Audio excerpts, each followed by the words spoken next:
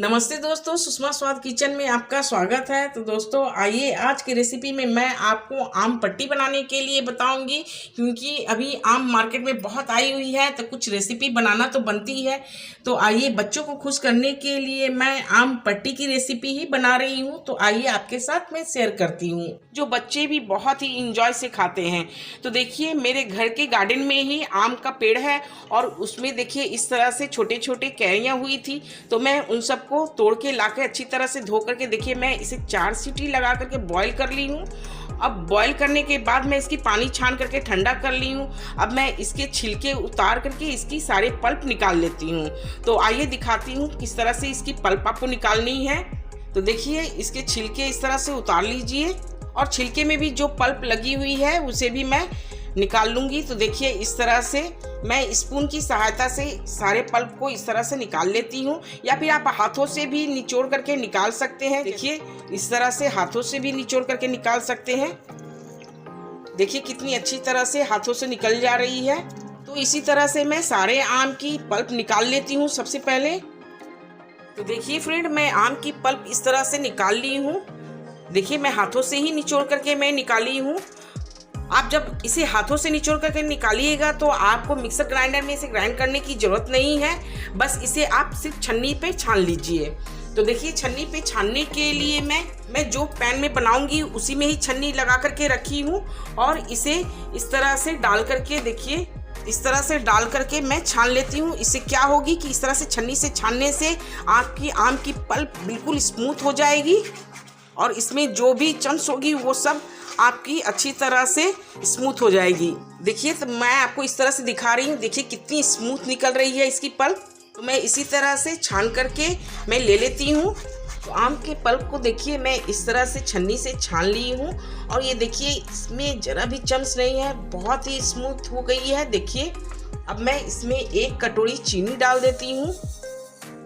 तो फ्रेंड देखिए, मैं गैस पे पैन को चढ़ा दी हूँ। अब मैं इसे अच्छी तरह से पका लेती हूँ। मैं तब तक पकाऊंगी जब तक चीनी अच्छी तरह से मेल्ट हो करके गाढ़ी नहीं हो जाएगी।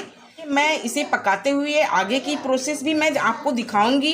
तो देखिए फ्रेंड, चीनी भी अच्छी तरह से मेल्ट हो गई है और मेल्ट होने के बाद देखिए इस तरह से गाढ़ी भी हो गई है। मैं इस तरह से गाढ़ी ही रखूंगी, क्योंकि अमावट बनाने के लिए इस तरह से आम पट्टी बनाने के लिए इस तरह से गाढ़ी ही रखी जाती है। तो फ्रेंड आइए, अब मैं गैस को ऑफ कर देती हूँ। तो फ्रेंड देखिए, मैं एक इस तरह से थाली ली हूँ। अब मैं इसमें 1/2 चम्मच घी डाल देती हूँ। आपके पास घी नहीं है तो ऑयल भी डाल सकते हैं और इसे पूरी तरह से थाली में लगा दीजिए, इस तरह से फैला करके। अब मैं इसे इस तरह से देखिए थाली में डाल देती हूँ। तो थाली में देखिए इसे डालने के बाद आप इस तरह से फैला लीजिए। थाली को इस तरह से घुमा घुमा करके अच्छी तरह से फैला लीजिए और इस तरह से टैप भी कर दीजिएगा। तो देखिए, मैं आम पट्टी बनाने के लिए थाली में इस तरह से फैला करके धूप में पूरे दिन के लिए मैं छोड़ देती हूँ। आप अगर पंखे में रखना चाहते हैं तो आपको लगभग 2-3 दिन टाइम लग जाएगा, और इसीलिए धूप में सुखाना चाहते हैं तो पूरे दिन आपकी धूप में रखनी होगी, तब ये आम पट्टी बनकर के तैयार हो जाएगी। तो आइए, मैं इसे धूप में रख देती हूँ।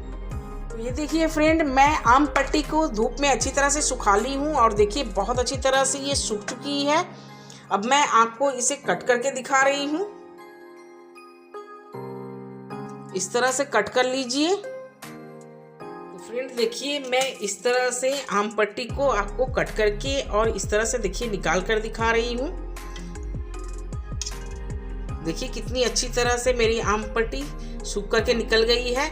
अब मैं इसे आपको रोल करके दिखा रही हूँ। देखिए एक इस तरह से, देखिए कितनी अच्छी तरह से रोल हुई है।